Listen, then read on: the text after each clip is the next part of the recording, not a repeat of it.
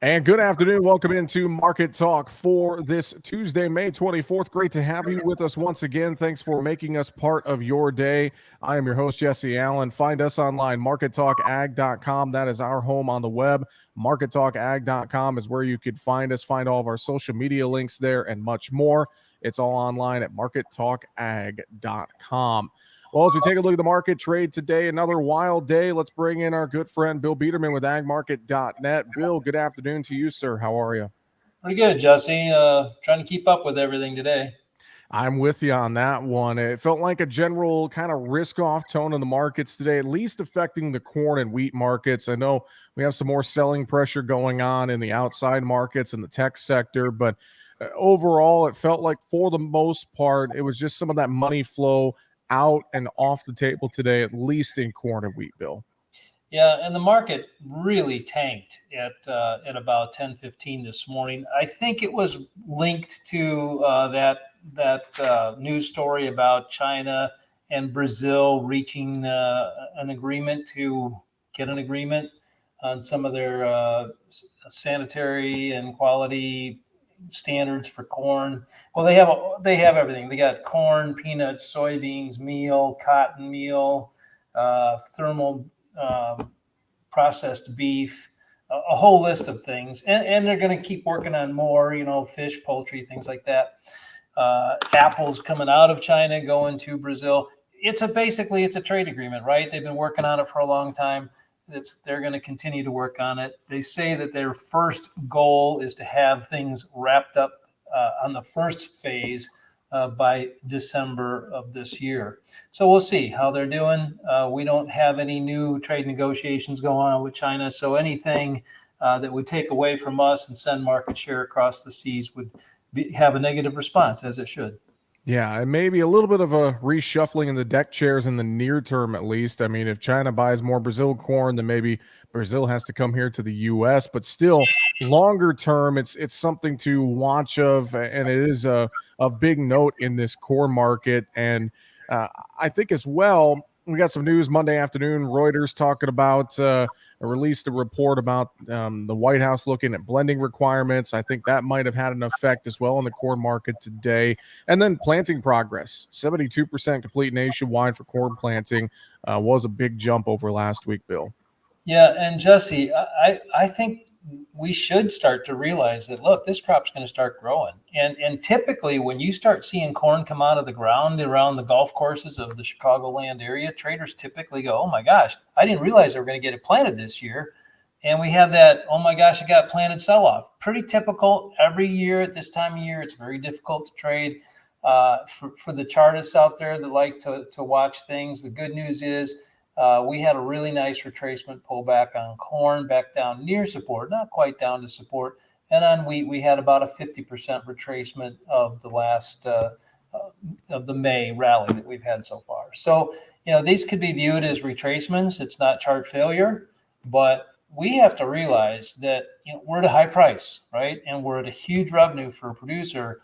And, what would happen if you don't sell because you're, real bullish, and we start to get this, oh, crud, we got it planted sell-off, and we no longer have the big geographic area that's totally dry. We've got a lot of areas that are actually wet, and some areas that are getting planted, and it may take till the middle of June for us to start talking drought again. And what if it's raining? So you may miss the boat if you don't lock some of this in. I'm not saying just sell and walk away. I'm saying sell it in a way that keeps you flexible and keeps that upside open. It's probably a good thing to do. You're locking in some pretty big revenue. Very, very true. The wheat markets today, I was a little surprised with the big moves there to the downside. I'm sure a lot of that could be, as you alluded to, some of the factors there, plus the outside markets. But, we have still a lot of challenges globally, not just here in the U.S., but globally with wheat concerns, with crops in Europe and in India, planting delays in the northern plains, although they have a small window here, it sounds like this week. But I was surprised in the downside move as big as it was in wheat today, Bill.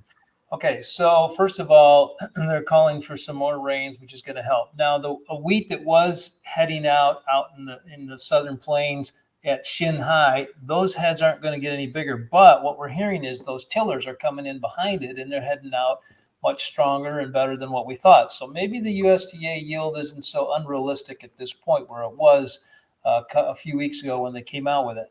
Secondly, the wheat in the soft red wheat, I mean, weather is definitely helping that. Yeah, there's some fungus problems and things like that and rust, but overall, it's coming on better than what it was a few weeks ago. Up north, if you do the math, and the big story up in the spring wheat belt is that when you do the math, and if you've got the higher insurance level, it pays you to plant a crop.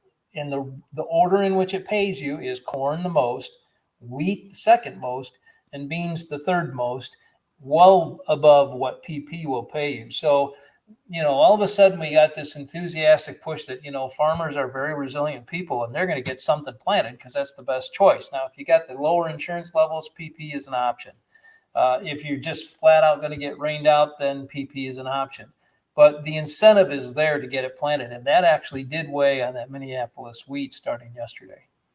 Let's flip over to the soybean market. I'll call it fairly mixed today. A decent rally into the close across soybeans and soybean meal today. Maybe felt like a little bit of spreading again of soybeans against corn possibly today. Would you maybe say that was the case? What's your thoughts in the soy complex? Unbelievably resilient. How this market has been able to maintain strength in the midst of a sell-off in the stock market, as well as some evening up in the other grains. July soybeans again today, big bull spreading, basis very strong. Difficult for processors to find beans out in the country. Starting to become almost a fear level. I don't like to say that because that usually means panic, but definitely a concern on processors as to what are we going to do to get some summer inventory around us. A lot of guys are bought out ahead, maybe another month or so, but after that, there's a pretty, that window is pretty well shut, and there's just not a lot of inventory out there. This is definitely bringing around that meal market to where we've placed all these cattle, and we've got a lot of meat production going on in the United States. And this meal market seems to just find solid support. It got down to $400 a couple of weeks ago, has not looked back, not even blinked since then. Whereas the oil has been back and forth, mainly driven on the Indonesia and world markets. Well, and looking as well across the board at the soybean complex, and you mentioned this point earlier about the North with the order of insurance and prevent plant there. Are you worried? We saw a lot of acres get in the I states for beans. Are you worried that we might not get some of those soybean acres in the North and maybe they go to spring wheat or corn? Is that maybe an influence on this soy market? Because we know coming out of the North, a lot of those beans go through the PNW to China, Bill. Right. So earlier this week, like coming in Monday, we were resoundingly hearing from our North Dakota customers a determination to, put all the corn in, and even maybe some of those bean acres were going to go to corn. Today, in some of the conversations I've had with them, they're going in the fields, and that's all good. But if the forecast is right and it starts hitting them again hard on the weekend, they're not going to have a choice. I mean, realistically, they're just going to have to go back to maybe being a bean farmer, and and that's okay. But that's why the Novembers are struggling so much. I mean, if you start adding a couple million acres of beans to this outlook, we're going to have bigger carryover. A lot of things to consider in this grain market moving forward.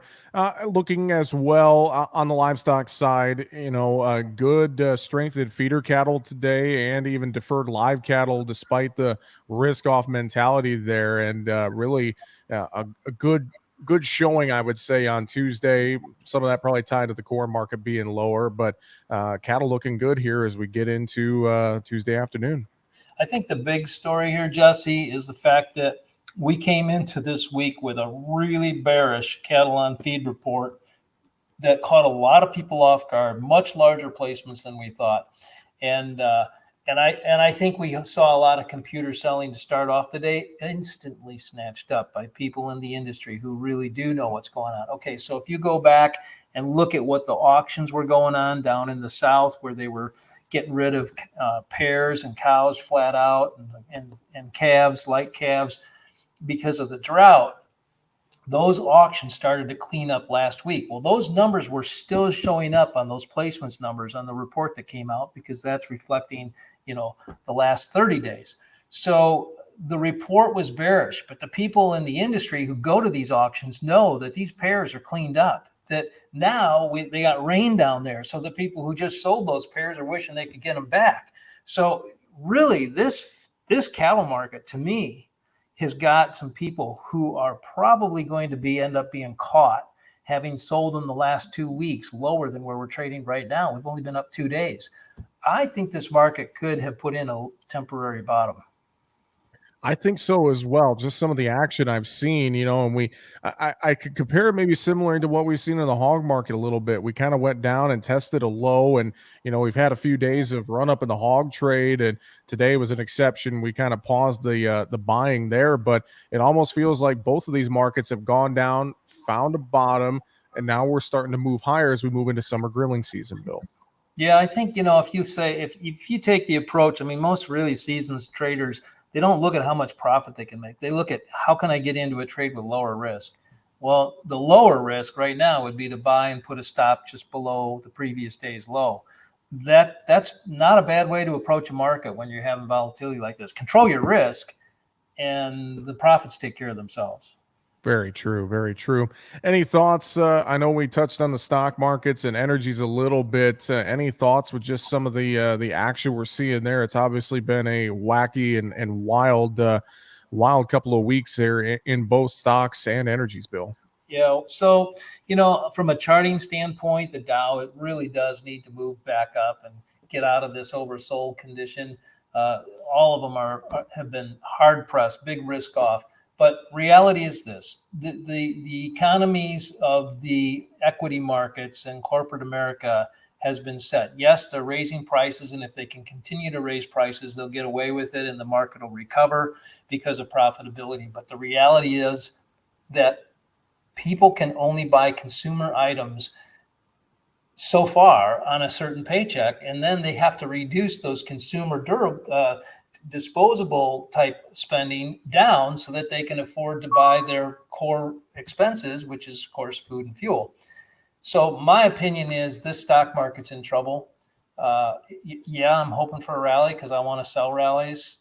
Where do I think it's going? I don't know. I shouldn't ever say where I think anything's going on air, but I don't think it's going to go up a lot. And I think that we're going to be faced with a year ahead where we watch consumer spending, and if retail spending and disposable income continues to shrink, I think this stock market's going to struggle. You can make a lot of money being short the stock market. I have a couple of financial advisors, and they've all lost me a buku of money. Thank God I was short the Dow. I don't know if I made up for all of it. I'm hoping I made up for all and more, but I don't know. That could change tomorrow, right? Very true. Very true. Bill, I always enjoy the analysis you bring. Any final thoughts you have for us on this Tuesday? Well, I think that we're in a time period in agriculture where this, again, is a choppy time of year where we find out that the crop's growing. And if we go into this summer and if there's any kind of a problem growing that crop, Jesse, I can just tell you that in all the years, I've been trading actively for 42 years, and I've studied this market going back into the 50s. I've never seen a setup like this. So we don't know what's going to happen, but if we are having a problem, make sure that you're doing things to lock in today's price in case we start to ratchet down every week on good weather. If we have bad weather, make sure what you're doing today has a safety valve built into it so that when, if we have a problem, this market is going to go into panic mode and it will go to the upside. Well, Bill, if producers need some advice, putting a little safety valve into their marketing plan, et cetera, I know they can reach out to you and the team there at agmarket.net very easily. How can they do that, Bill? Yeah, just go to our name, agmarket.net. You'll find our website. If you want to give us a call, it's 844-424-6758. Easier way to remember that is it's 844-4AG-MARKET. Bill, always great to catch up with you, sir. I appreciate the time. Thanks so much for joining us today. Okay, thanks, Jesse. Bill Biedermann with agmarket.net joining us on Market Talk for this Tuesday, May 24th. Find us online, markettalkag.com. I'm Jesse Allen. Have a great afternoon.